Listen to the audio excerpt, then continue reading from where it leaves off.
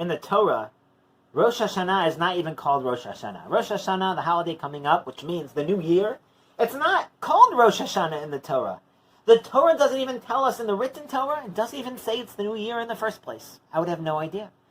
God left that to our oral tradition. Our oral tradition tells us that Rosh Hashanah is the day that God decided to create the universe, which really centers around humanity, people who have free will, people who can make conscious decisions on their own volition.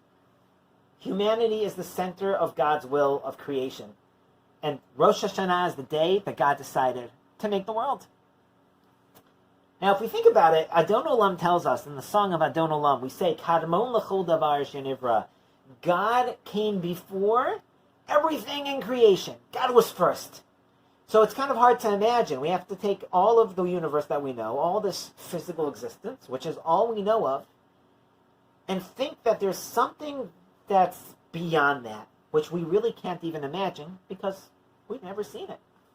We say in Yigdal, another prayer we say in the Siddur, we say, Lo na'aruch elav kedushato. We can't compare God's non-physicalness to anything. Like, we don't get it, but we know God is so non-physical. He's so above and beyond the entire universe.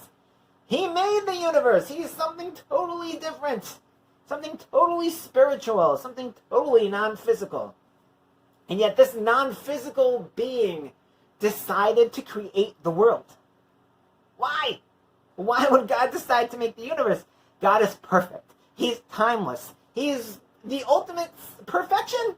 What does he need us for? For what?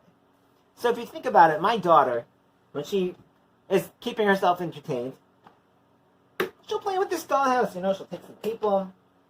I didn't ask her if I could do this. I assume it's okay. Take her people. Oh, she fell down the stairs. And she's playing with dolls in her dollhouse. Why does she do that?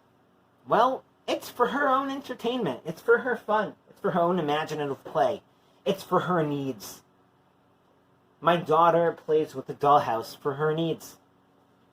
God made the universe with thinking human beings inside who can make decisions, very unique. But we can't say it was for his needs because God is perfect. God didn't need us. He exists timelessly. Even before us, God was in existence endlessly. God is infinite. He's timeless. God doesn't need anything physical. It's not for him. So who is it for? Our tradition tells us, and it's quite logical also, it's for us. Creation was an act of love. That's it. Creation was an act of love.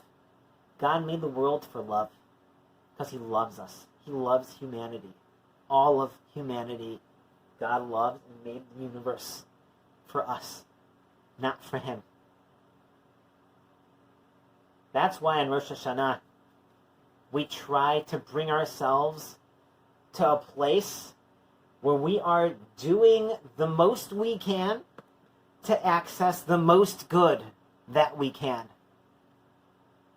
As Jews, that's being as godly and file as we can and incorporating the Torah into our lives as much as we can.